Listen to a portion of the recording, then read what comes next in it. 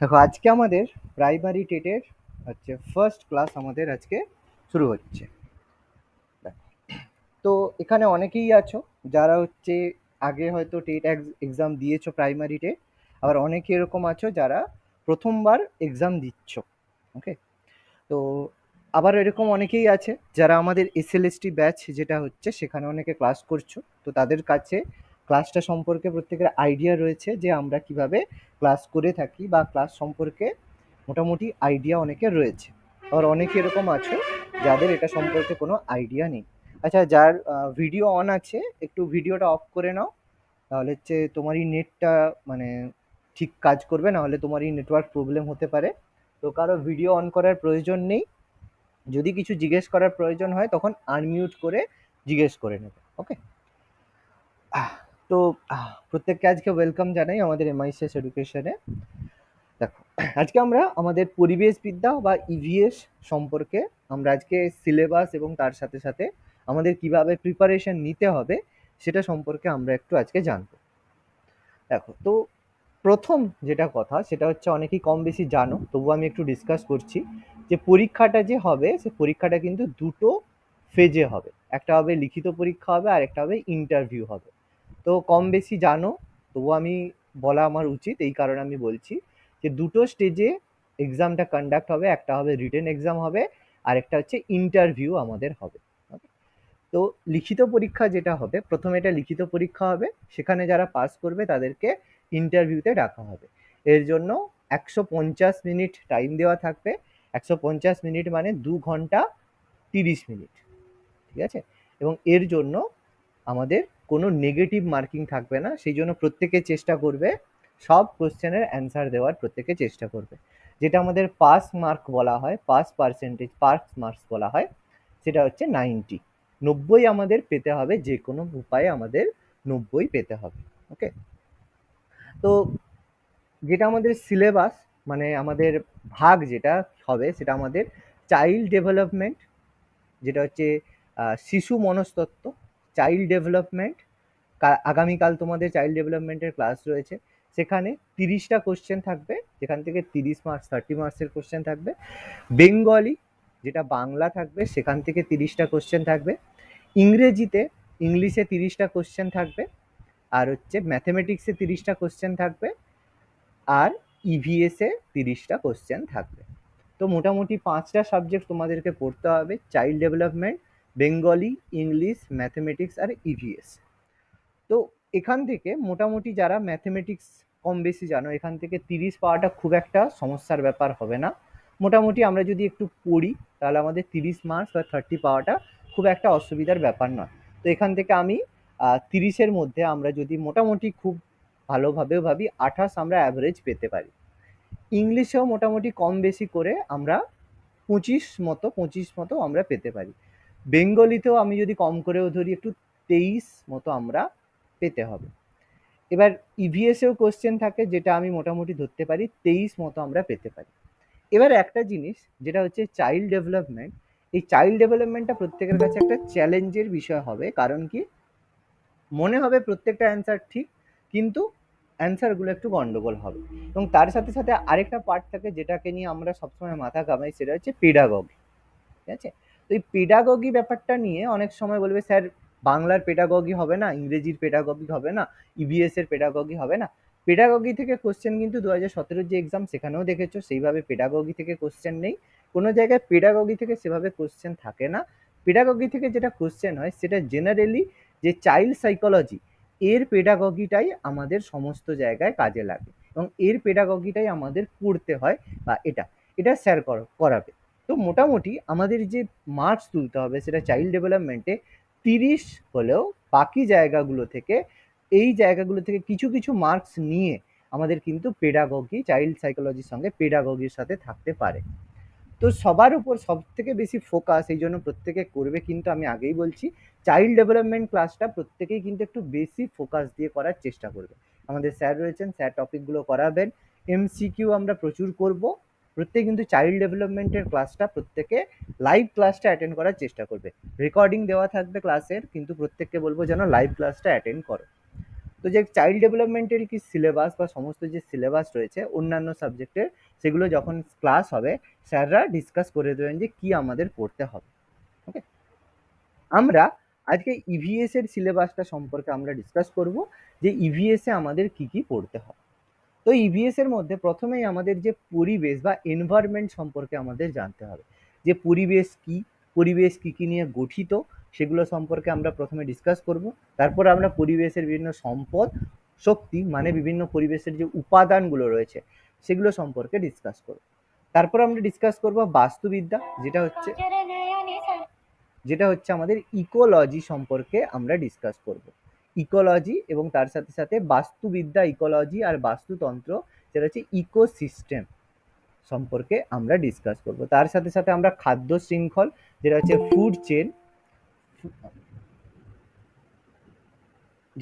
Food chain, তারপর food chain থাকবে মানে খাদ্য শৃঙ্খল, খাদ্য জালক, এগুলো সম্পর্কে ডিসকাস করব।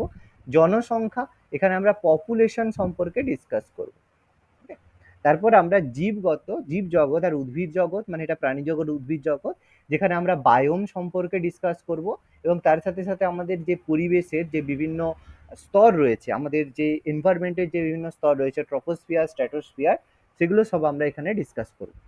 তারপর আমরা হচ্ছে পুষ্টি চক্র, যেটা হচ্ছে নিউট্রিশন সাইকেল, তার মধ্যে আমরা ডিসকাস করব। নিউট্রিশন সাইকেলের মধ্যে আমাদের সালফার চক্র থেকে শুরু করে কার্বন চক্র, এগুলো সমস্ত ডিসকাস করব।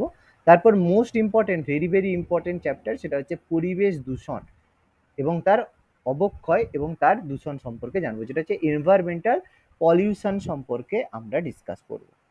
তারপর আমরা প্রাকৃতিক বৈচিত্র্য বা জীব বৈচিত্র্য, যেটা হচ্ছে বায়োডাইভার্সিটি সম্পর্কে আমরা ডিসকাস করবো। এবং বায়োডাইভার্সিটি বিভিন্ন কারণে যে ক্ষতিগ্রস্ত হচ্ছে, সেই কারণে বায়োডাইভার্সিটিকে আমরা কিভাবে সংরক্ষণ করব এবং তার উন্নতি করব, সেগুলো আমরা ডিসকাস করব। তার মধ্যে আমরা বিভিন্ন ন্যাশনাল পার্ক, যে জাতীয় উদ্যান, সেগুলো সম্পর্কে ডিসকাস করব। ওয়াইল্ড লাইফ স্যাংচুয়ারি, যে বন্যপ্রাণী সংরক্ষণ, ওয়াইল্ড লাইফ স্যাংচুয়ারি, এগুলো সম্পর্কে আমরা ডিসকাস করব।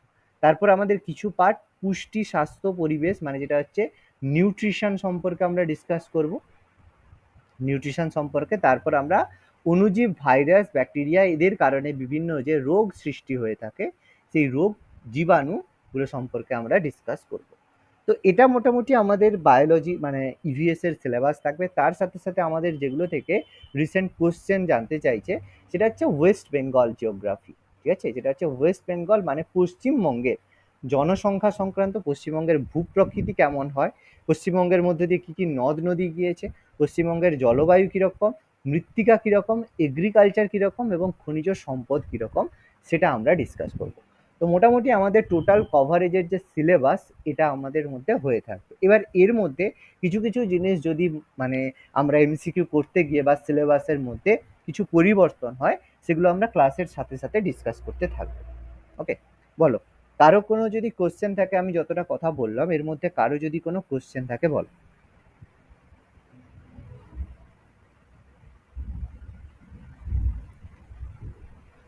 বলো, কারো কোনো স্যার, বলো। বলছি যে স্যার এই যে বিগুলো বলা হলো মানে পরিবেশবিদ্যার কি আমাদের এই চ্যাপ্টার গুলোকেই দেখতে হবে? এই চ্যাপ্টারগুলো এবার তোমার যদি মনে হয় অন্য কিছু টপিক রয়েছে, তুমি আমার সাথে শেয়ার করতে পারো যে স্যার এই জায়গাটা আমি দেখেছি, তো এর বাইরে কি পড়তে হবে, সেটা আমি বলে দেবো। এবার দেখো, ডেফিনেট বলে কিন্তু কোনো সিলেবাস কোনো জায়গায় নেই, কারণ তুমি যদি দেখো যে একটা ডেফিনেট সিলেবাস, এর বাইরে কোশ্চেন আসবে না, এরকম কিন্তু কোথাও লেখা নেই। বলা আছে হ্যাঁ। যে পরিবেশ, এনভায়রনমেন্ট পড়বে। এবার এনভায়রনমেন্টের মধ্যে অনেক কিছু হতে পারে, তাই তো? তো তার মধ্যে যেগুলো যেগুলো থেকে এনভায়রনমেন্টের কোশ্চেন এসেছে বা আমাদের মডেল সেট কোশ্চেনগুলো তৈরি হচ্ছে, আমরা তার উপর বেশি ফোকাস করে কোশ্চেন করছি। ওকে, ঠিক আছে স্যার। বলো, আর কারো কোনো কোয়ারি? স্যার, বলছি যে কোশ্চেন কি বাংলা ইংলিশ দুটোতেই আসে? না, প্রাইমারি টেটের কোশ্চেন শুধু বাংলাতেই থাকবে, শুধু ইংলিশের কোশ্চেনটা ইংলিশে থাকবে, আর আর পুরোটা তোমার হচ্ছে আচ্ছা বাংলাতেই থাকবে।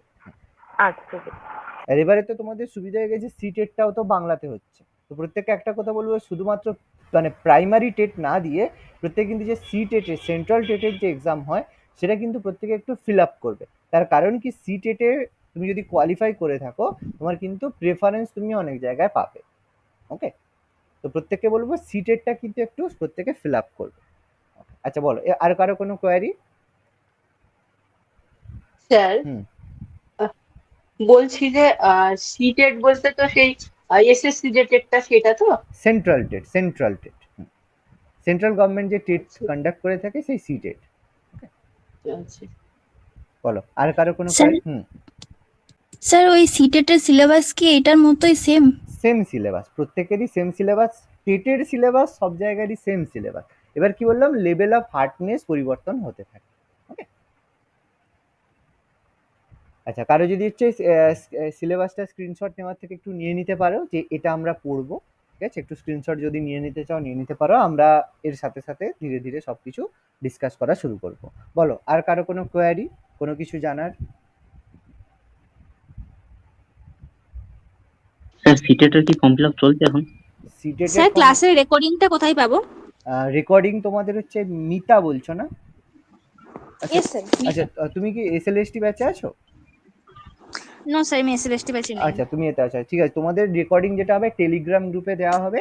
টেলিগ্রাম এখনো গ্রুপ ওকে তৈরি করা হয়নি, তোমরা যারা যারা অ্যাডমিশন ওকে নিয়েছো স্যার। তাদেরকে হুম টেলিগ্রাম হুম গ্রুপে আমি আজকে রাত্রে অ্যাড করে দেবো, তারপর আমি ওখানে রেকর্ডিং দিয়ে দেবো, ঠিক আছে। যাদের ওকে থাকবে না স্যার। আমি মেসেজ করে দেবো, তোমরা যদি না খোলা থাকে টেলিগ্রাম খুলে নেবে। আমি রাত্রে যখন অ্যাড করবো তোমাদের মেসেজ করবো, যাদের যাদের অ্যাকাউন্ট শো করছে না বা নেই তাদেরকে আমি মেসেজ করে দেবো। ওকে, আচ্ছা বলো আর কারো কোনো কোয়ারি? স্যার বলছিলাম, হুম। স্যার সিটেটের ফর্ম ফিল আপ কি চলছে?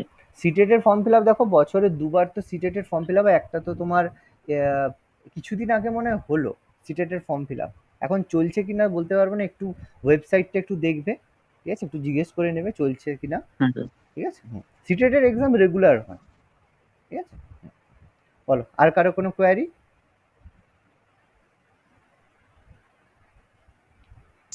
স্যার বলছি উইকলি রুটিনটা কি এটাই থাকবে? না, উইকলি রুটিন এটা থাকবে না, উইকলি 5টা করে ক্লাস থাকবে। এটা তো এই সপ্তাহে 3টে ক্লাসের রুটিন, এর পরের উইকে যে রুটিন হবে সেটা হোয়াটসঅ্যাপের প্রোফাইল পিকচারে আপলোড করে দেওয়া হবে, ঠিক আছে। Okay sir. Yes sir. বলো আর কারো কোনো কোয়ারি? স্যার ক্লাসটা ইভিনিং এর দিকে হলেই ভালো হয়, হ্যাঁ, ইভিনিং আর কারণ দুপুর। দিনে আমি একটু বিজি থাকি, দেখো দুপুর সন্ধে মিলিয়েই ক্লাসটা কলেজ বলা থাকে হয়েছে। একটু। দেখো তো এই যে এসএলএসটি, এখানে যারা এসএলএসটি আছে দেখো এদের সপ্তাহে 6 থেকে 7 দিনই সন্ধ্যেবেলা ক্লাস থাকে। যদি সব টেটটাও সন্ধ্যেবেলা করি এরা তো ক্লাস করতে পারবে না, এই জন্য দুটো রুটিনকে আমাদের অ্যাডজাস্ট করে করতে হচ্ছে, ঠিক আছে। স্যার একটু দুপুরবেলা থেকে করলেও বেশি ভালো হয়, আমার বিকেলে এই সবাই এই যেটা ক্লাস হবে আইদার 2:30টায় হবে, টাইম বলে দিচ্ছি, আইদার 2:30টা হবে, নাহলে সন্ধ্যেবেলা তোমার 8টা থেকে হবে। এই দুটো টাইমের মধ্যে হবে, ওকে স্যার। হয় 2:30টা হবে নাহলে 8টায় হবে। এটা হচ্ছে রুটিন দেওয়া থাকবে, স্যার রুটিন। অ্যাকচুয়ালি আমার কলেজ থাকে, সেই জন্য বলছি। বুঝতে পারছি, দেখো এই জন্যই আমাদের দেখো রুটিন, আমাদের যে রেকর্ডিংটা এই জন্য প্রত্যেকটা দেওয়া থাকে। ম্যাক্সিমাম চেষ্টা করবে হ্যাঁ। অ্যাটেন্ড করতে, না হলে রেকর্ডিং প্রত্যেকের ক্লাসে অবশ্যই থাকবে। Okay, okay sir. Okay sir, thank you. আচ্ছা দেখো, আচ্ছা আর কারো কোনো কোয়ারি, কোনো জিজ্ঞাস্য?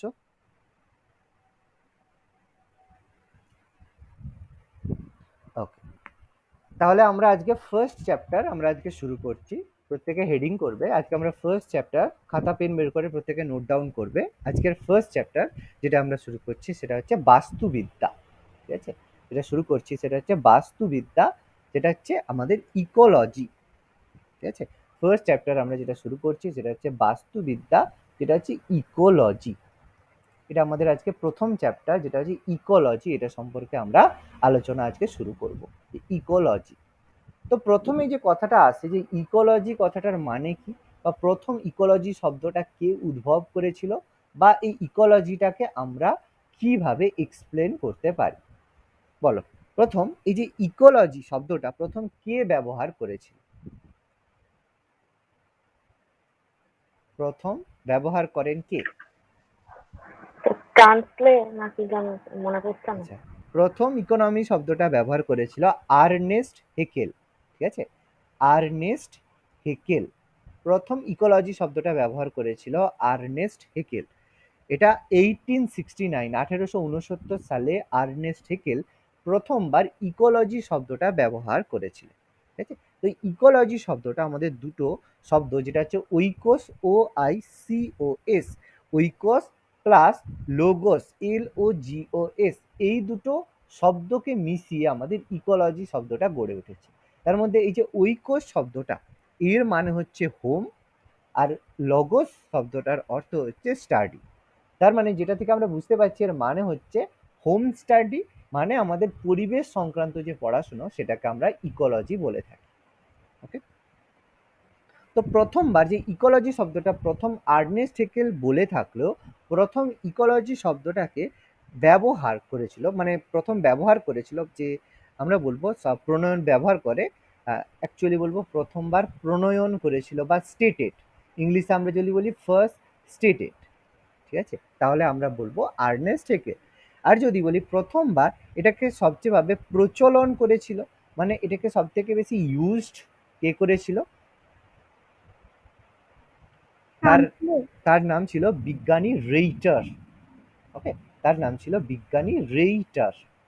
বিজ্ঞানী রেইটার প্রথম ইকোলজি শব্দটা প্রথমভাবে ব্যবহার করেছিল, এটা হচ্ছে 1885, 1885-তে তিনি ইকোলজি শব্দটাকে প্রথমবার প্রচলন করেছিলেন এবং সবার মধ্যে চলে গিয়েছিল। তো এর যদি আমি একটা প্রপার ডেফিনেশন জিজ্ঞেস করি, যে সংজ্ঞা আমি যদি জিজ্ঞেস করি, তখন তোমরা কি বলবে? What is ecology? কি মনে হয় তোমাদের, বলো? ইকোলজি শব্দটার ডেফিনেশন কি বলবো? ডেফিনেশনে বলবো যে বিজ্ঞানের যে শাখায় যে আমাদের যে বিভিন্ন জীবগোষ্ঠী রয়েছে, জীবগোষ্ঠী মানে বিভিন্ন প্রাণী রয়েছে, উদ্ভিদ রয়েছে, বিভিন্ন যে জীবগোষ্ঠী রয়েছে তারা তাদের নিজেদের মধ্যে তারা তাদের নিজেদের মধ্যে যে আন্তঃসম্পর্ক মানে ইন্টার স্টেট রিলেশনশিপ থাকে, আন্তঃসম্পর্ক যেখানে আলোচনা করা হয় সেটা হচ্ছে ইকোলজি। জীবগোষ্ঠী নিজেদের মধ্যে আন্তঃসম্পর্ক বলতে আমরা যদি জীবগোষ্ঠী বলি তার মধ্যে আমাদের বিভিন্ন প্রাণী রয়েছে, বিভিন্ন উদ্ভিদ রয়েছে, তাহলে সেই প্রাণী আর উদ্ভিদের মধ্যে তো একটা রিলেশন করে, কারণ কি উদ্ভিদেরা কি করে খাদ্য তৈরি করে, আমরা প্রত্যেকে জানি কি উদ্ভিদরা কি করে খাদ্য তৈরি করে, আর প্রাণীরা কি করে সেই খাদ্যটাকে গ্রহণ করে। প্রাণীরা তো নিজেরা খাদ্য তৈরি করতে পারে না, প্রাণীরা কি করতে পারে খাদ্য গ্রহণ করে। তাহলে খাদ্য তৈরি আর গ্রহণের পরে যখন যে এই যে একটা রিলেশন থাকে, সেই রিলেশনটা আমরা যেই বিজ্ঞানের যে শাখায় আলোচনা করে থাকি সেটাকে আমরা বলি ইকোলজি বা বাস্তুবিদ্যা। দেখো বুঝতে পারছি আমরা, এতটা অবধি প্রত্যেকের ক্লিয়ার? স্যার ডেফিনেশনটা আরেকবার বলুন।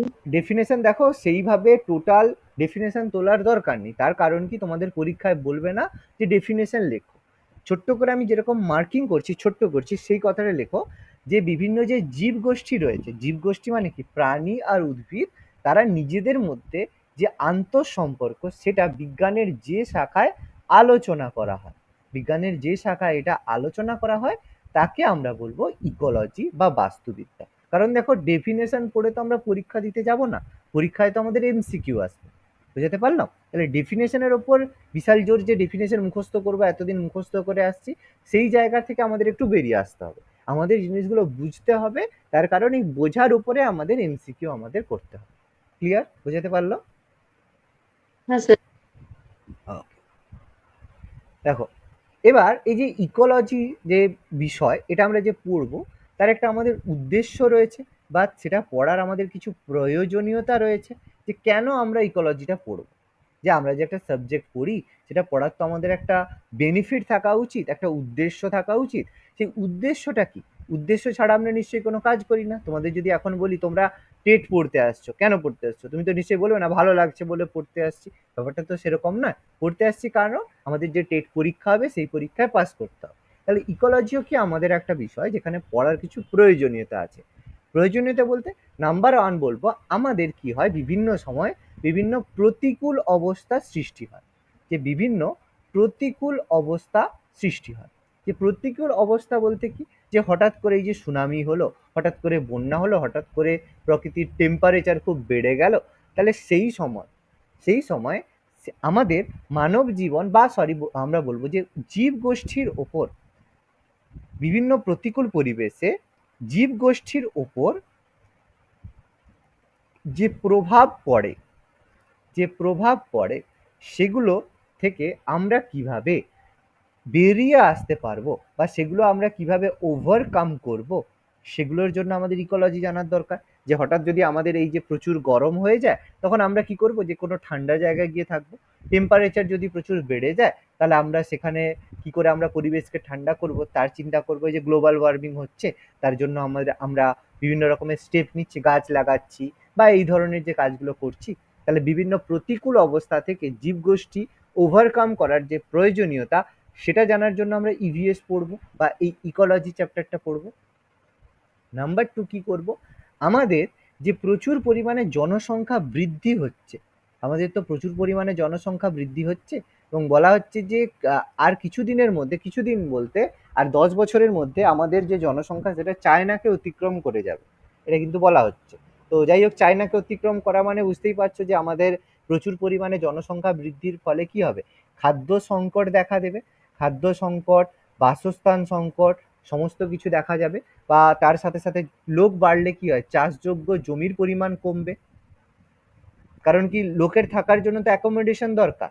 চাষযোগ্য জমির পরিমাণ, তাহলে চাষযোগ্য জমি যেগুলো আছে সেগুলো কিনে লোকে ফ্ল্যাট তৈরি করছে, কিন্তু লোকের বেশি বাড়ছে মানে খাওয়ার তো খাদ্য তো বাড়বে, কিন্তু জমির পরিমাণ কমবে। তাহলে সেগুলোকে আমরা কি করতে হবে, সেই প্রবলেমটাকে ওভারকাম করার জন্য আমাদের কি করতে হবে, যে উচ্চ ফলনশীল চাষবাস করতে হবে। যে বিভিন্ন উচ্চ ফলনশীল ধান বা গম চাষ করতে হবে, যেটা আমাদের যে ডেভেলপড কান্ট্রি যেগুলো হয়ে থাকে, আমেরিকা থেকে শুরু করে, তাদের কি হয়, তারা সেলফ রিলায়েন্ট হয়ে থাকে। কারণ কি, তারা এগ্রিকালচারে তারা ডেভেলপড বা তারা কম জায়গার মধ্যে প্রচুর পরিমাণে উৎপাদন করতে পারে বলে তাদের খাদ্য সংকট হয় না। এই কারণে তারা বেশি পরিমাণ ইন্ডাস্ট্রির ওপর ফোকাস করতে পারছে। আর আমরা কেন ফোকাস করতে পারছি না, আমরা উন্নত পদ্ধতিতে চাষবাস করি না, সেই কারণে আমরা মানে সেই রকম খাদ্য সংকটটাকে আমরা মেটাতে পারছি না। নাম্বার 3, কেন আমরা এই ইকোলজি চ্যাপ্টারটা পড়বো, যে আমাদের কি হয়, যে বিভিন্ন যেই প্রাণী উদ্ভিদ রয়েছে, বিভিন্ন প্রাণী আর উদ্ভিদ রয়েছে যেগুলো আমাদের লুপ্তপ্রায়, যেগুলো লুপ্তপ্রায় প্রাণী আর উদ্ভিদ রয়েছে, তাদেরকে কি করব, আমাদের সংরক্ষণের প্রয়োজন রয়েছে। তার জন্য আমাদের বায়োডাইভার্সিটি রয়েছে, তো জীববৈচিত্র্য রয়েছে, তার সংরক্ষণের জন্য আমরা কি করব, ইকোলজি সম্পর্কে আলোচনা করব। তো এই তিনটা মোটামুটি আমরা উদ্দেশ্যের মধ্যে বলতে পারি কেন আমরা ইকোলজি পড়ব। বিভিন্ন প্রতিকূল পরিবেশ থেকে রক্ষা পাওয়ার জন্য আমরা পড়ব, জনসংখ্যা বৃদ্ধি নিয়ন্ত্রণ এবং তার সাথে সাথে খাদ্য সংকট বা চাষযোগ্য জমির পরিমাণ কমার কারণে আমরা কি করে খাদ্য সংকট রোধ করব সেটা দেখব। আর বিভিন্ন প্রাণী আর উদ্ভিদকে সংরক্ষণের জন্য আমরা ইকোলজি চ্যাপ্টারটা পড়ব। বলো, এতটা অবধি প্রত্যেকের ক্লিয়ার? এর মধ্যে যদি কারো কোনো কোয়ারি থাকে বলো।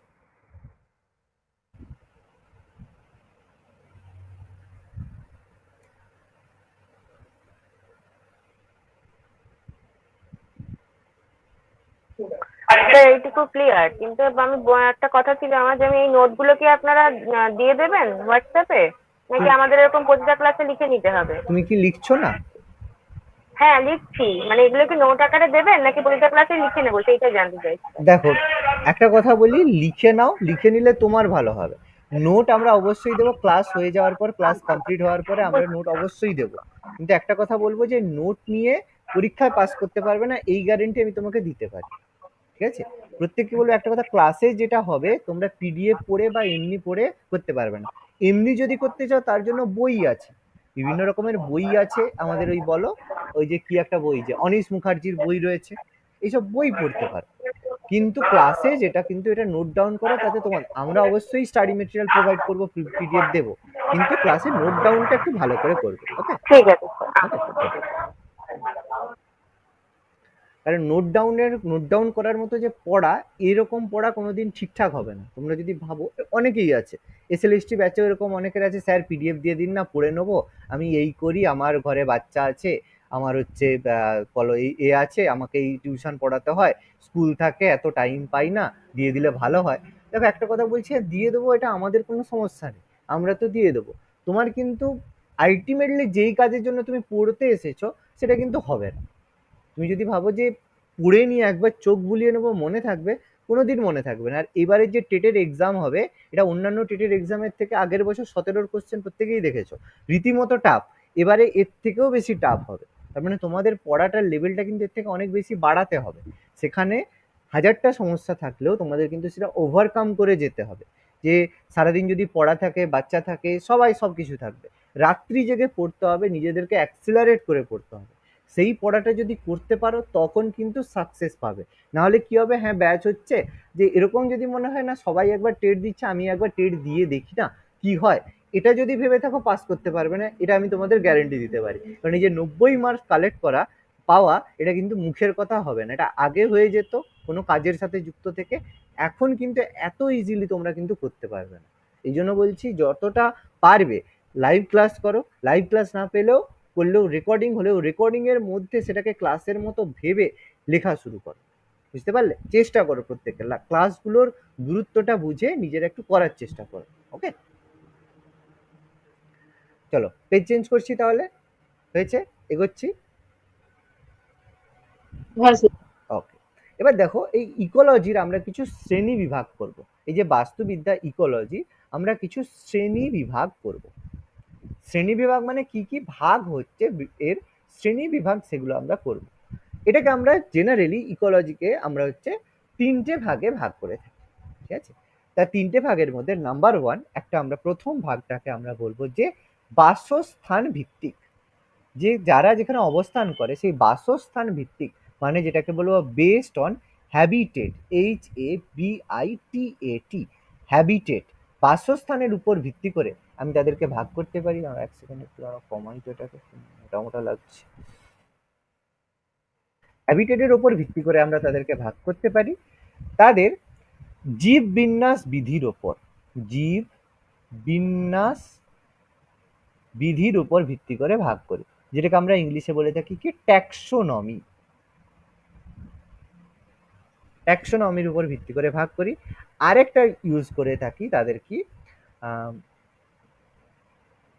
সংগঠন, বাংলাগুলো খুব গন্ডগোল। আচ্ছা, সংগঠন স্তর ভিত্তিক।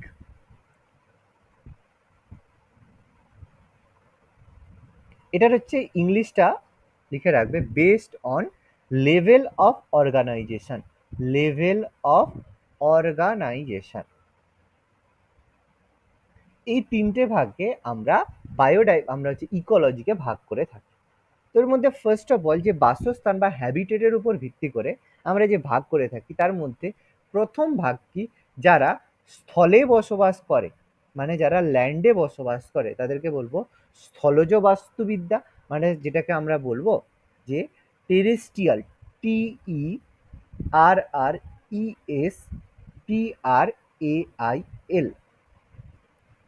সরি একটু স্পেলিংটা ভুল হলো, TERRESTRAIL,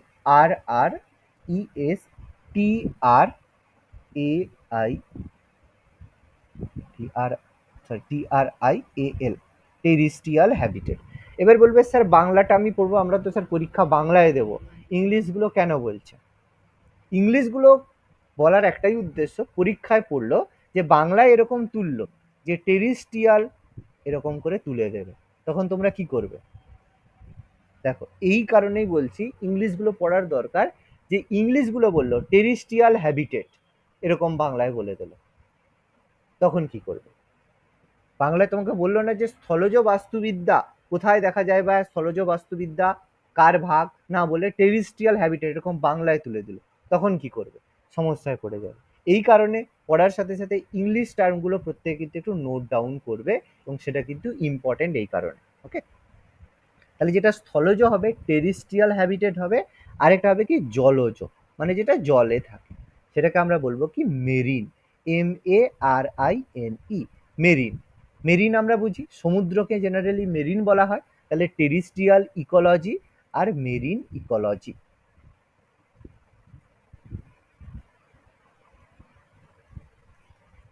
ওকে, নাম্বার 2, যে ট্যাক্সোনমির উপর ভিত্তি করে আমরা এটাকে 2 ধরনের ভাগ করতে পারি।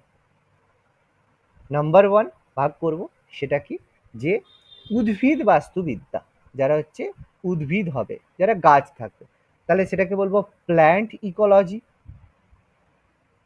আর যেটা হবে প্রাণী, সেটাকে আমরা বলবো অ্যানিম্যাল ইকোলজি। ওকে, আর যেটা হচ্ছে স্তর ভিত্তিক ইকোলজি হবে, সেটাকে আমরা 2টো ভাগে ভাগ করব। একটা হচ্ছে অটো ইকোলজি, অটো ইকোলজি,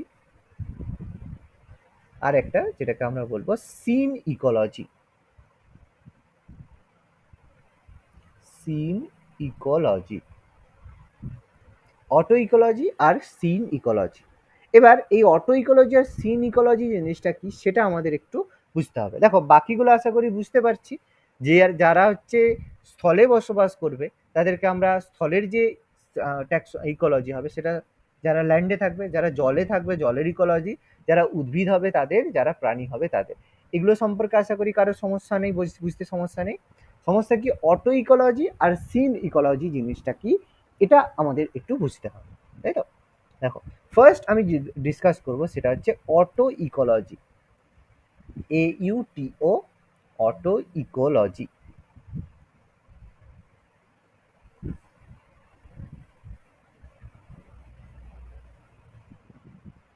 তাহলে এই অটো ইকোলজিটা কি, এনিবডি, কারো কোনো আইডিয়া? কারো কোনো আইডিয়া আছে যে অটো ইকোলজি কি আর সিন ইকোলজি কি? SYNECA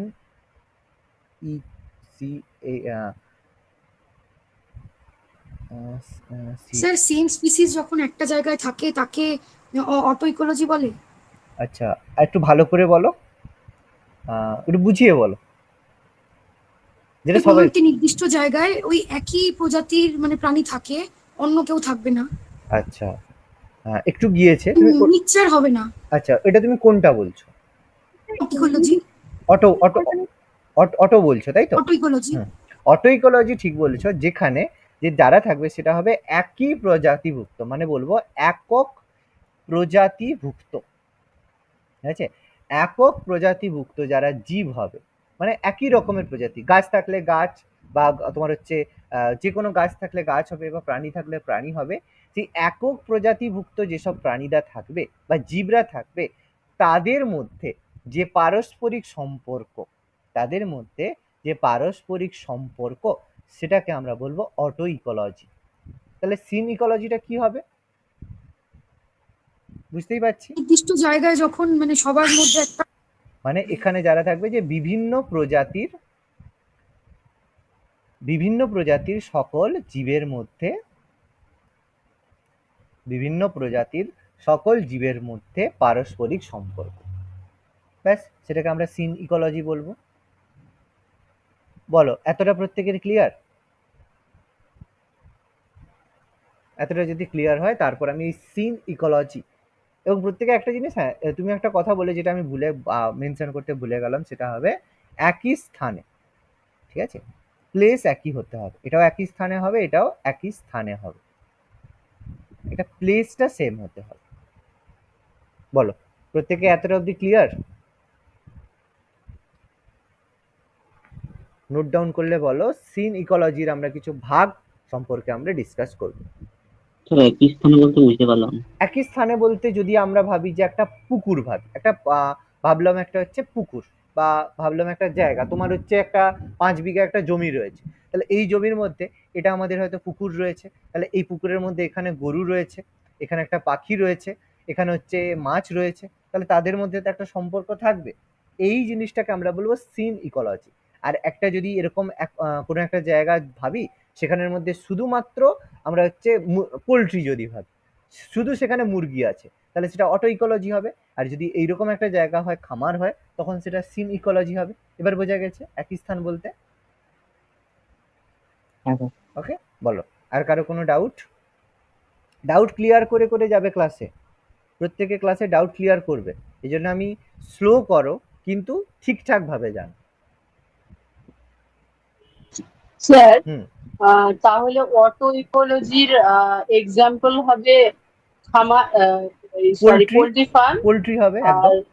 আর আর সিন ইকোলজির এক্সাম্পল হবে খামার। খামার হবে একদম, খামার হবে। তারপর তুমি বিভিন্ন রকমের বলতে পারো, যে সাপোজ আর কি বলবে, ন্যাশনাল পার্ক বলতে পারো, যে কোনো তুমি, এর কোনো এক্সাম্পলের কোনো নেই, তুমি যে এরকম করে জিজ্ঞেস করবে না যে অটো ইকোলজির এক্সাম্পল দাও, যেগুলো এক্সাম্পল আছে আমি সেগুলো বলবো, এখানটা জাস্ট কনসেপ্টটা নিয়ে রাখো। ওকে স্যার ওকে স্যার। বলো। স্যার বলছি অটো মানে অটো ইকোলজি কি তাহলে আর্টিফিশিয়াল, মানে সবসময় ম্যানমেডই হবে? ম্যান মেডি না, তুমি এটা বলো যে পিঁপড়ের যেটা হচ্ছে বাসা থাকে সেটা কি আমরা তৈরি করে এসেছি?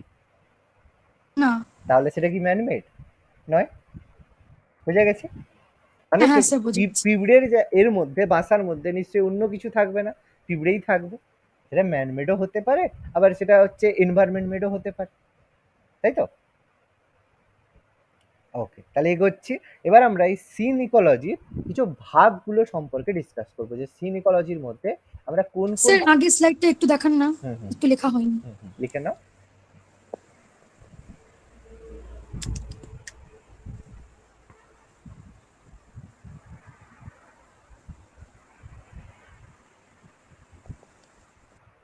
ঠিক আছে স্যার। ওকে, তো আমরা সিন ইকোলজি সম্পর্কে একটু ডিসকাস করব। সিন ইকোলজি সম্পর্কে আমরা একটু ডিসকাস করবো, যে সিন ইকোলজির মধ্যে আমরা কোন কোন ভাগগুলো রয়েছে। নাম্বার ওয়ান সিন ইকোলজির মধ্যে সেটা হচ্ছে পপুলেশন, সেটা হচ্ছে পপুলেশন। নাম্বার টু এখানে পড়বো কি কমিউনিটি। আমি জিনিসগুলো ডিসকাস করব, ঠিক আছে? পপুলেশন কাদেরকে বলবো, কমিউনিটি কাদেরকে বলবো, আমি ডিসকাস করছি। Population, community. Number three discuss করব বায়োম সম্পর্কে।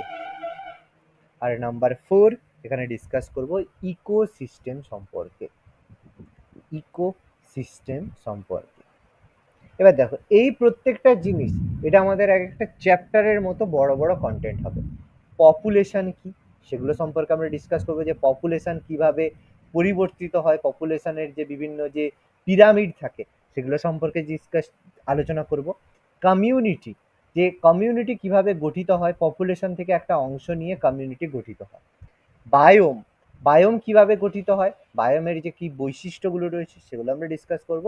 এবং এই যে ইকোসিস্টেম যেটা আমাদের একটা চ্যাপ্টার পুরোপুরি, সেটা আমরা ডিসকাস করব। আমরা জেনারেলি যেটা আলোচনা করি সেটা হচ্ছে সিন ইকোলজি। অটো ইকোলজি হচ্ছে সিন ইকোলজিরই একটা পার্ট। ভাবো এই যে সিন ইকোলজি মানে আমরা যদি একটা খামার ভাবি, খামারের মধ্যে এটা একটা পুকুর বা এটা একটা পোলট্রি, তাহলে এটা একটা অটো ইকোলজি, তাহলে এটা একটা অটো ইকোলজি। তাহলে সিন ইকোলজির মধ্যে অটো ইকোলজি একটা থাকতে পারে। বোঝা গেছে প্রত্যেকে, তাই তো?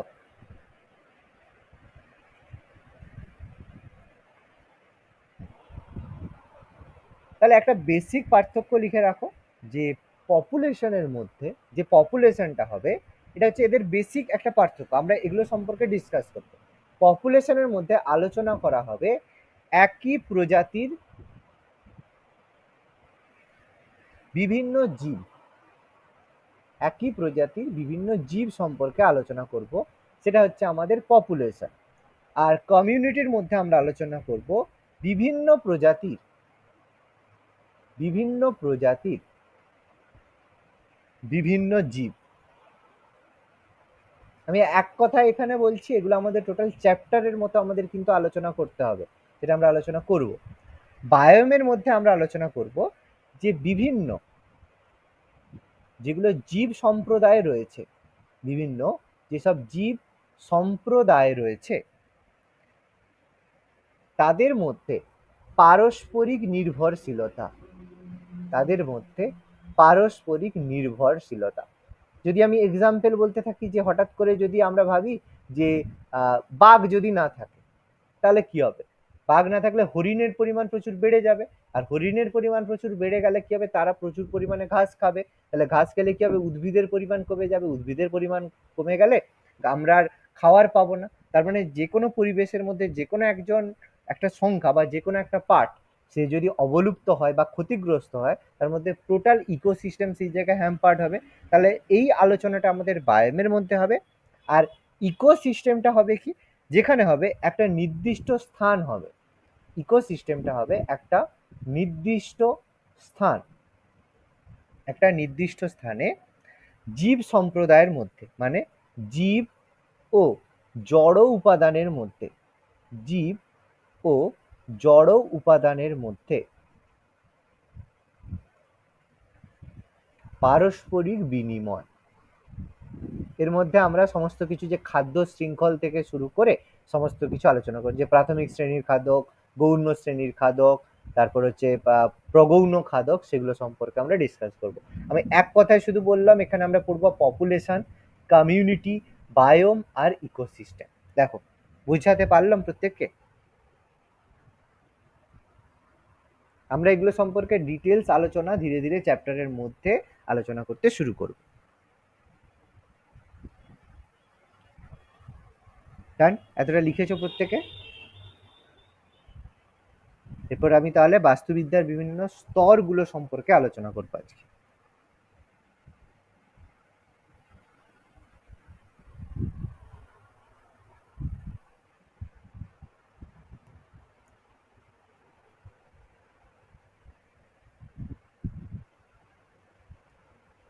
কমপ্লিট হলে বলবে, লেখা হলে। হয়েছে স্যার। ওকে, চেঞ্জ করছি তাহলে নেক্সট পেজ। এবার আমরা ডিসকাস করব যে বাস্তুতন্ত্রের বিভিন্ন, যেটাকে বলা হয় সাংগঠনিক স্তর। সাংগঠনিক স্তর কোন কোন স্তর নিয়ে বাস্তুতন্ত্র বা ইকোসিস্টেমটা আমাদের গঠিত হয়ে থাকে, সেই সাংগঠনিক স্তর সম্পর্কে আমরা আলোচনা করব। ফার্স্ট অফ অল, প্রথম যেটা স্তর সেটাকে আমরা বলবো জীব। অবশ্যই এর মধ্যে আমাদের একটা জীব থাকা দরকার। জীবকে আমরা কি বলবো? অর্গানিজম বলবো। NISM, এটাকে আমরা অর্গানিজম বলবো। অর্গানিজম বলতে, অর্গানিজমকে আমরা কি বলি? অর্গানিজমকে আমরা বলি এটা হচ্ছে আমাদের যে বাস্তুতন্ত্রের ক্ষুদ্রতম একক। এটা হচ্ছে কি আমাদের বাস্তুতন্ত্রের ক্ষুদ্রতম একক। MCQ এর মধ্যে পড়বে যে বাস্তুতন্ত্রের ক্ষুদ্রতম একক কোনটি। জীব, তারপর আমাদের প্রজাতি, এরকম থাকবে। এটা হচ্ছে বাস্তুতন্ত্রের ক্ষুদ্রতম একক, এটা বলবো স্মলেস্ট ইউনিট। ওকে, এরপর নেক্সট যেটা আমাদের স্তরের মধ্যে হবে সেটা হচ্ছে প্রজাতি। প্রজাতিকে আমরা ইংলিশে কি বলি? স্পিসিস বলে থাকি, SPECIES, স্পিসিস বলে থাকি। তো স্পিসিসটা কি? স্পিসিসকে আমরা বলি এটা হচ্ছে জীবের শ্রেণীবিন্যাসের, জীবের যে শ্রেণীবিন্যাস, এই যে ট্যাক্সোনমি বলেছিলাম, এই জীবের শ্রেণীবিন্যাসের ক্ষুদ্রতম একক। আমরা যদি বলি বাঘ প্রজাতি, তাহলে বাঘ প্রজাতি একটা ট্যাক্সোনমিতে কি হয়? ভাগ করা হয়, যেটা বাঘ, এটা এ। তাহলে সেরকম জীবের শ্রেণীবিন্যাসের ক্ষুদ্রতম একক হচ্ছে আমাদের প্রজাতি বা স্পিসিস। আর বাস্তুতন্ত্রের ক্ষুদ্রতম একক কিন্তু প্রজাতি। দেখো দুটো যেন জীব, এটা যেন গুলিয়ে না যায়। বাস্তুতন্ত্রের ক্ষুদ্রতম একক অর্গানিজম বা জীব, আর হচ্ছে শ্রেণীবিন্যাসের ক্ষুদ্রতম একক হচ্ছে প্রজাতি বা স্পিসিস। ওকে, আচ্ছা, কারো যদি দেখতে ছোট মনে হয়, ফোনটায় কিন্তু রোটেট করে নেবে। রোটেট করে নিয়ে যেই জায়গাটা মনে হবে যে বুঝতে পারছো না বা দেখতে পাচ্ছ না, সেই জায়গাটা একটু জুম করে নেবে। ওকে, প্রত্যেকের কিন্তু গুগল মিটে এই ফিচার্সটা রয়েছে। ফোনটাকে রোটেট করে নেবে, রোটেট করে ফুল স্ক্রিন করবে, যেই জায়গাটা মনে হবে স্ক্রিনে টাচ করে একটু জুম করে নেবে, তাহলে দেখতে পেয়ে যাবে যে জিনিসটা কি লেখা রয়েছে। ওকে, নেক্সট নাম্বার 3, এরপর হচ্ছে কি জনসংখ্যা। ইংলিশে আমরা যেটাকে বলি কি পপুলেশন। এই যে একটু আগে পপুলেশনের কথা বললাম, সেটা হচ্ছে পপুলেশন। তাহলে পপুলেশনকে আমরা কি বলি? পপুলেশন আমি কি বললাম, যেটা হবে কি একটা নির্দিষ্ট অঞ্চলে কোনো প্রজাতির সমষ্টি। একটা নির্দিষ্ট অঞ্চলে কোনো প্রজাতির সমষ্টি। দেখো, আমরা যখন বলি হিউম্যান, আমরা পপুলেশন বলি, তাহলে পপুলেশন কাউন্ট করার সময় আমি নিশ্চয়ই বাঘ, ছাগল, গরু, ভেড়া, ইঁদুর সবাইকে নিশ্চয়ই অ্যাড করি না। আমরা কাকে অ্যাড করি?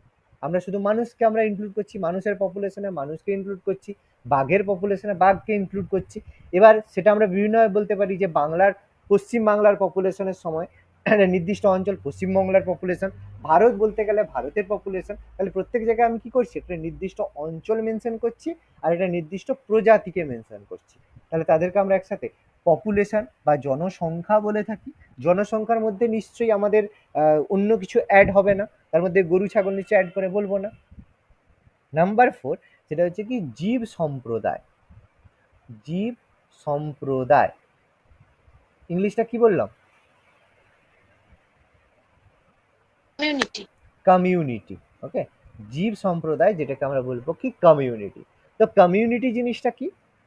কমিউনিটি হচ্ছে যখন নির্দিষ্ট স্থানে অবস্থিত অনেক রকমের জীব থাকবে। এই যে একটু আগে বললাম দেখো কমিউনিটিতে কি বিভিন্ন প্রজাতির বিভিন্ন জীব থাকবে। ওকে, তাহলে কমিউনিটিতে থাকবে বিভিন্ন প্রজাতির জীব গোষ্ঠী থাকবে, বিভিন্ন প্রজাতির জীব গোষ্ঠীর সমষ্টি, সেটাকে আমরা কমিউনিটি বলতে পারি। নাম্বার 5 হচ্ছে কি ইকোসিস্টেম, এটা হচ্ছে বাস্তুতন্ত্র। বাস্তুতন্ত্র যেটাকে আমরা বলবো কি ইকোসিস্টেম। তাহলে ইকোসিস্টেমের মধ্যে আমরা আলোচনা করব কি, যেটা হবে কোনো নির্দিষ্ট স্থানে, ইকোসিস্টেমটা বলবো এখানে হবে কোনো নির্দিষ্ট স্থান হবে, কোনো নির্দিষ্ট স্থানে যেসব জীব সম্প্রদায় বসবাস করে, যেসব জীব সম্প্রদায়ের মধ্যে কিন্তু উদ্ভিদ প্রাণী বোধ রয়েছে, যেসব জীব সম্প্রদায় থাকে তাদের সঙ্গে পরিবেশের যেসব উপাদান রয়েছে, পরিবেশের যেসব উপাদান রয়েছে, পরিবেশের উপাদান বলতে আমাদের বাতাস রয়েছে, অক্সিজেন রয়েছে, আলো রয়েছে, সমস্ত কিছু রয়েছে। তো বিভিন্ন একটি নির্দিষ্ট স্থানে জীব সম্প্রদায় এবং পরিবেশের উপাদানগুলির মধ্যে যে আন্তঃসম্পর্ক, ইন্টার রিলেশনশিপ বা একটা আন্তঃসম্পর্ক থাকে, সেই আন্তঃসম্পর্ককে আমরা বলে থাকি কি ইকোসিস্টেম বা বাস্তুতন্ত্র। ওকে, নাম্বার 6 নম্বর যেটা রয়েছে সেটা আমাদের সাংগঠনিক স্তরের মধ্যে, সেটা হচ্ছে ল্যান্ডস্কেপ। ল্যান্ডস্কেপ বলতে আবার সেই ছবির ল্যান্ডস্কেপ ভাবে না, পোর্ট্রেট ল্যান্ডস্কেপ ছবি, সেটা আবার ভাববে না। এখানে ল্যান্ডস্কেপ জিনিসটা কি সেটা আমাদের একটু জানতে হবে। ল্যান্ডস্কেপ,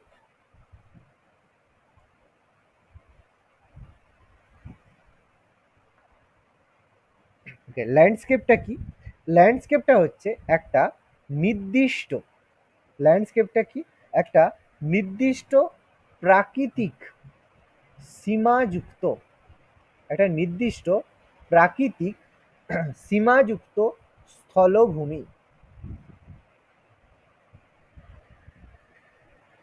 যেখানে পৃথক পৃথক বাস্তুতন্ত্র দেখা যায়, যেখানে পৃথক পৃথক বাস্তুতন্ত্র দেখা যায়। আমি একটু এক্সপ্লেন করছি।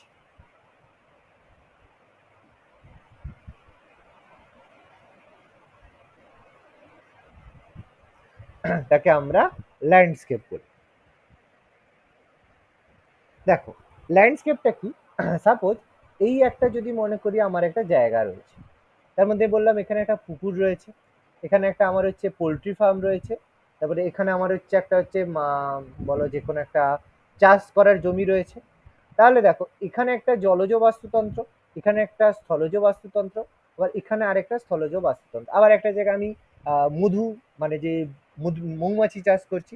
তাহলে এর মধ্যে দেখো একটা নির্দিষ্ট সীমা রয়েছে, কিন্তু তার মধ্যে বিভিন্ন রকমের বাস্তুতন্ত্র দেখতে পাচ্ছি, তখন আমরা সেটাকে কি বলবো, ল্যান্ডস্কেপ বলবো।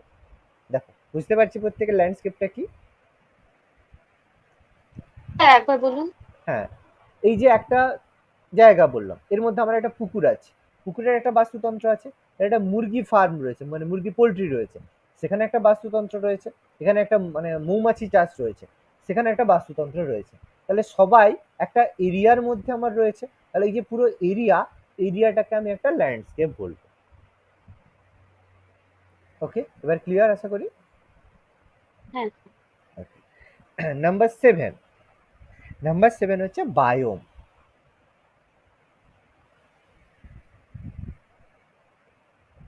এই বায়োম জিনিসটা কি? দেখো বায়োম জিনিসটা হচ্ছে যে একটা নির্দিষ্ট জলবায়ু সম্পন্ন স্থান হবে, একটি নির্দিষ্ট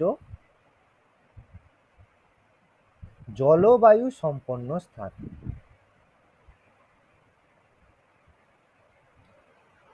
দেখো আবহাওয়া জলবায়ু ছোটবেলায় হয়তো পড়েছো, ভুলে গেছো, আমি আবার ডিসকাস করব।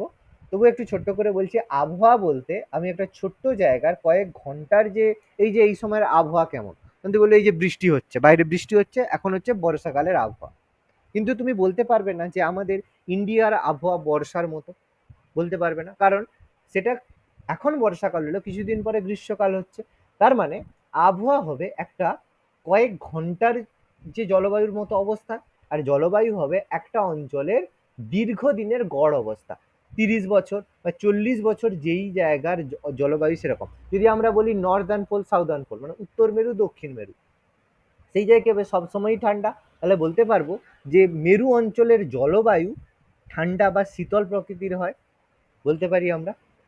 ওকে, তাহলে সেটাকে আমরা বলবো বায়োম। তাহলে বায়োম হবে একটা নির্দিষ্ট জলবায়ু সম্পন্ন স্থানে বিভিন্ন জীব সম্প্রদায় নিয়ে গঠিত অঞ্চল, বিভিন্ন জীব সম্প্রদায় নিয়ে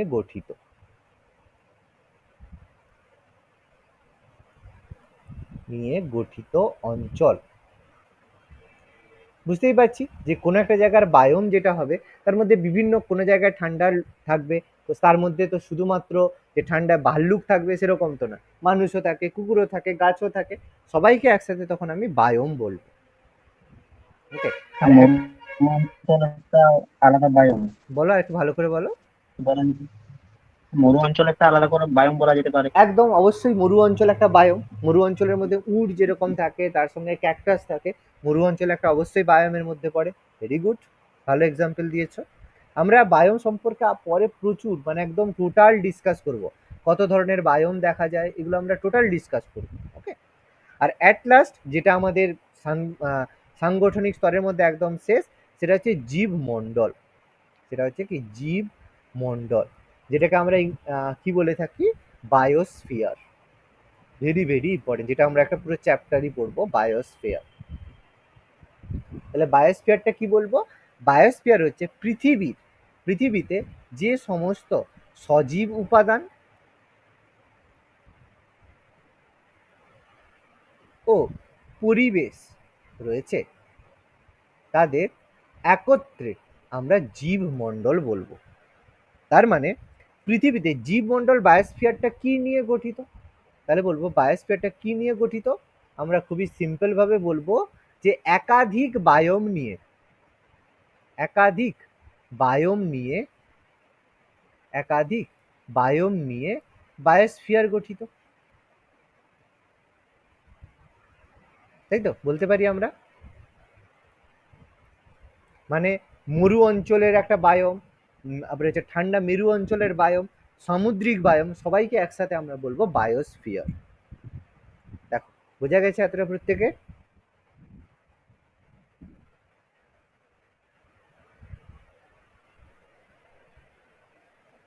হ্যাঁ স্যার।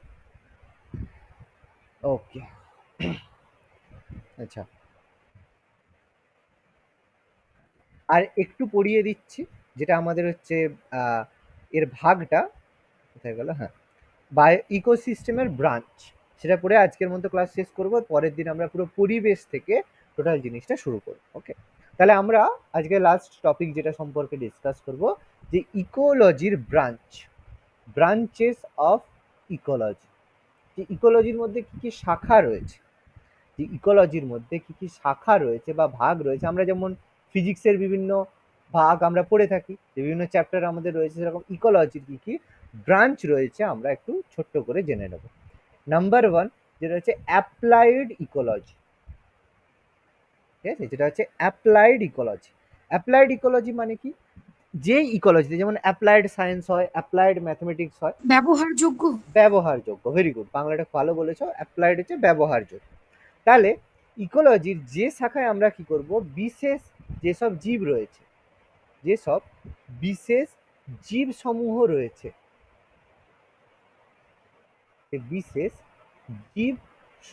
রয়েছে, তাদেরকে কি করব, সংরক্ষণ করব, প্রিজার্ভ করব ও তাদের অর্থনৈতিক ক্ষেত্রে ব্যবহার করব।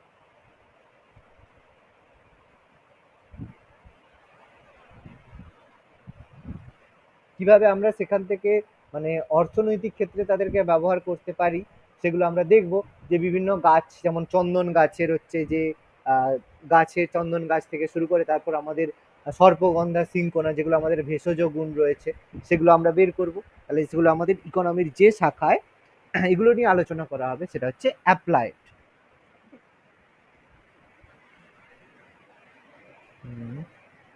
এর মধ্যে আমি কয়েকটা পার্ট একটু বলে দিচ্ছি, লিখে রাখবে যে অ্যাপ্লাইড ইকোলজির মধ্যে আমাদের একটা চ্যাপ্টার থেকে অনেকে করে অ্যাগ্রোনমি। এটা একটা চ্যাপ্টার আছে, তোমরা জানো অ্যাগ্রোনমি?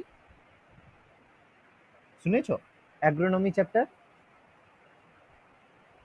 শোনোনি কোনোদিন অ্যাগ্রোনমিতে? আচ্ছা, এর মধ্যে আমাদের অ্যাগ্রোনমি চ্যাপ্টার, এগ্রিকালচার, অনেকে এগ্রিকালচার পড়তে যায় দেখবে, এগ্রিকালচার চ্যাপ্টার এর মধ্যে রয়েছে। তারপর হচ্ছে অ্যানিম্যাল হাজবেন্ডারি। অ্যানিম্যাল হাজবেন্ডারি বলতে বলতে পারবে অ্যানিম্যাল হাজবেন্ডারি মানে? পশু চিকিৎসা ওইসব পশুপালন। বোঝাচ্ছে। হ্যাঁ, পশুপালন, সেটাকেই তো অ্যানিম্যাল হাজবেন্ডারি বলে। এই যে মুরগি থেকে শুরু করে রেশম চাষ, এগুলোকে অ্যানিম্যাল হাজবেন্ডারি বলে। এগুলো আমাদের ইকোলজির মধ্যে পড়ে, অ্যানিম্যাল হাজবেন্ডারি। তারপর আমাদের ফরেস্ট্রি রয়েছে, যে ফরেস্ট্রি বলতে যেটাকে আমরা বলে থাকি যে গাছের যে পাতা থেকে মধু সংগ্রহ, ফরেস্ট্রি রয়েছে। তারপরে বনবিদ্যা। ওয়াইল্ড লাইফ ম্যানেজমেন্ট রয়েছে, ওয়াইল্ড লাইফ ম্যানেজমেন্ট রয়েছে। এই যে বর্তমানে উল্লেখযোগ্যভাবে কিন্তু বাঘের সংখ্যা বেড়েছে, যেটা কিন্তু আমাদের ক্ষেত্রে একটা খুব ভালো কথা, ঠিক আছে। তারপর হচ্ছে কনজারভেশন ইকোলজি রয়েছে, যে আমরা যে কনজার্ভ করে থাকি, কনজারভেশন ইকোলজি। এগুলো কিন্তু এর একটা সাবজেক্ট, মানে এর মধ্যে অ্যাপ্লাইডের মধ্যে এইসব সাবজেক্টগুলোকে নিয়ে পড়ানো হয়ে থাকে, ঠিক আছে। এগুলো আমাদের অ্যাপ্লাইড ইকোলজির মধ্যে একটা চ্যাপ্টার, যেটা ব্রাঞ্চের মধ্যে পড়ে। আর নাম্বার 2 আমাদের কি হচ্ছে system ecology. System ecology, system ইকোলজির মধ্যে কি নিয়ে আলোচনা করা হবে এখানে? যে বলো। স্যার অ্যাগ্রোনমিতে একটু বলুন না। অ্যাগ্রোনমি একটা সাবজেক্ট, অ্যাগ্রোনমি সাবজেক্ট যেখানে আমরা বিভিন্ন যে জীবদের সম্পর্কে আলোচনা করব। বিভিন্ন হচ্ছে অ্যাগ্রোনমি দেখবে সাবজেক্ট রয়েছে একটা, যখন তোমরা হচ্ছে গ্র্যাজুয়েশন করতে যাও, গ্র্যাজুয়েশনের পরে তখন অ্যাগ্রোনমি একটা সাবজেক্ট থেকে কোনোদিন পড়োনি, দেখোনি নামটা, শোনোনি agronomy subject? Agriculture, animal husbandry তোমরা যখন এমএসসি বা স্পেশাল কোনো পড়তে যাও, অ্যাগ্রোনমি নাম শোনোনি? এই রে, স্যার এগ্রিকালচার শুনেছি কিন্তু অ্যাগ্রোনমিতে আমি ঠিক জানি অ্যাগ্রোনমি না। একটা সাবজেক্ট থাকে, তোমরা হচ্ছে যে কোনো যারা ফর্ম ফিল আপ করে বা রিসেন্ট তারা এইচএস দিয়েছে বা হচ্ছে দেখবে অনেক কলেজে কিন্তু অ্যাগ্রোনমি অনার্সও পড়ায়, যে শুধুমাত্র বোটানি, জুলজি, ফিজিওলজি নয়, কিছু কিছু রয়েছে যেখানে অ্যাগ্রোনমি অনার্স পড়ানো হয়। পার্টিকুলারলি অ্যাগ্রোনমি একটা সাবজেক্ট, বুঝতে পারলে? Agronomy subject, agriculture subject, animal husbandry subject, forestry subject, বিভিন্ন রকমের সাবজেক্ট পড়ে। ফরেন্সিক পড়ানো হয়, কত রকমের এখন নতুন বায়োকেমিস্ট্রি রয়েছে, বায়োটেকনোলজি রয়েছে, কত সাবজেক্ট এখন, বুঝতে পারছো?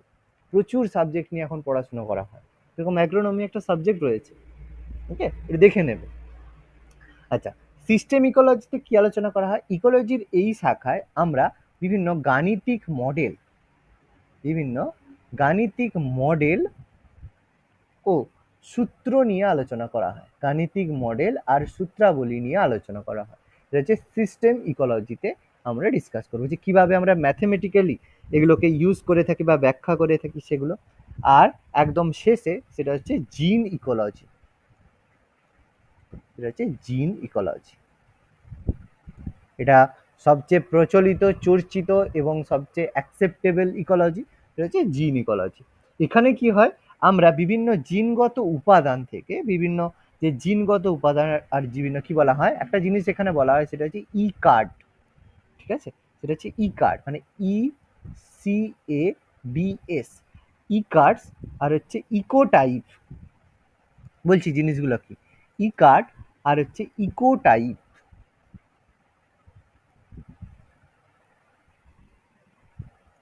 ইকোটাইপ এবং বিভিন্ন প্রজাতির সৃষ্টি নিয়ে আলোচনা করা হয়। দেখো জিনিসগুলো কি, ই কার্ড আর ইকোটাইপ বলতে আমরা দেখো কি করি এখন, তোমরা হচ্ছে সিম্বায়োসিস কথাটা শুনেছো? সিম্বায়োটিক কোনো কোথাও শুনেছো? সিম্বায়োটিক, সিম্বায়োসিস, সিম্বায়োটিক, এরকম কোনো কথা শুনেছো? শোনোনি, তাই তো? আচ্ছা, দেখো সিম্বায়োসিসটা কি হয়, এখন দেখবে, আচ্ছা তোমরা হচ্ছে সেই ক্রিস দেখেছো? ক্রিস মুভি, ক্রিস দেখো? হ্যাঁ স্যার। ক্রিস মুভিতে কি দেখেছো? হ্যাঁ স্যার। দীপিকা ওই স্যার ওই আমাদের দুটো আলাদা জিনের দ্বারা নতুন কিছু সৃষ্টি। একদম এখানেও হয় ইকোলজির যেই শাখায় দুটি আলাদা প্রজাতির উদ্ভিদ বা প্রাণীকে একসাথে মিলিয়ে নতুন প্রজাতির উদ্ভাবন করা হয়, সেগুলো হচ্ছে ইকার্ড আর ইকোটাইপ বলা হয়। ইকোটাইপ বলতে যাদের মধ্যে সিমিলারিটি থাকবে, যেই জিনের মধ্যে সিমিলারিটি থাকবে তাদেরকে নিয়ে যদি নতুন প্রজাতি করা হয়, আর ইকার্ড হবে যাদের মধ্যে ডিফারেন্ট দুটো প্রজাতিকে একসাথে করে তৈরি করা হয়, সেটা হচ্ছে ইকার্ড। বোঝা গেছে? জিন এগুলো সেম জিনিস, যে এখানে হবে দেখো দুটো একটা হচ্ছে মানে যেমন আমি ভাবতে পারি যে হচ্ছে দু ধরনের প্রজাতির আমি ইঁদুরকে নিয়ে করলাম, সেটা হয়ে যাবে ইকোটাইপ। আর তোমার হচ্ছে একটা ইঁদুরের সঙ্গে একটা হচ্ছে ছাগলের জিনকে বা গিনিপিকের জিনকে নিয়ে করলাম, সেটা হচ্ছে ইকার্ড আলোচনা হবে। এবার বুঝতে পারলে প্রত্যেকে? ওকে, দেখো এটা মোটামুটি হ্যাঁ, স্যার। আমাদের ইকোলজির এই ব্রাঞ্চগুলো সম্পর্কে আমরা দেখলাম। অ্যাপ্লাইড ইকোলজি, সিস্টেম ইকোলজি আর জিন ইকোলজি সম্পর্কে আমরা ডিসকাস করলাম। বলো প্রত্যেকে ক্লিয়ার? আচ্ছা দেখো, আজকে আমরা মোটামুটি সিলেবাস আর প্রথম দিনের জন্য আমরা ডিসকাস করলাম। পরের দিন আমরা একদম এনভায়রনমেন্ট থেকে শুরু করব। তারপর আমরা ওয়েদার কাকে বলে, ক্লাইমেট কাকে বলে, মাইক্রো ক্লাইমেট কি, হ্যাবিটেট কি, ইকোলজিক্যাল নিচ কি, বায়োম কি, সেগুলো সম্পর্কে সব ডিসকাস করবো। বায়োমের মধ্যে বিভিন্ন ধরনের যে ফরেস্ট থাকে সেগুলো সম্পর্কেও আমরা আলোচনা করব। তো প্রত্যেকে যদি এমনি পড়ে রাখতে চাও পড়ে রাখতে পারো, কোনো সমস্যা নেই। পরের দিন আমার সাথে ক্লাসে আমি যখন পড়াবো ক্লাসে তার সাথে সাথে বলবে। আর যদি বই পড়তে চাও যে কোনো বই পড়তে পারো, বই নিয়ে আমার কোনো সেইভাবে সাজেশন নেই, তবে অনিশ মুখার্জির বইটা পড়তে পারো, যেটা আজকালকার দিনের খুবই চর্চিত বই, কোনো সমস্যা নেই। অনিশ চট্টোপাধ্যায় স্যার। অনিশ চট্টোপাধ্যায় আর কি। যাই হোক, আমি বইটা আমি নিজে চোখে কোনোদিন দেখিনি, প্রত্যেকে বলে ভালো লাগে বইটা শুনতে, এই জন্য আমি সাজেস্ট করলাম। ওকে, বলো আর কারো কোনো কোয়ারি, কোনো কোশ্চেন রয়েছে?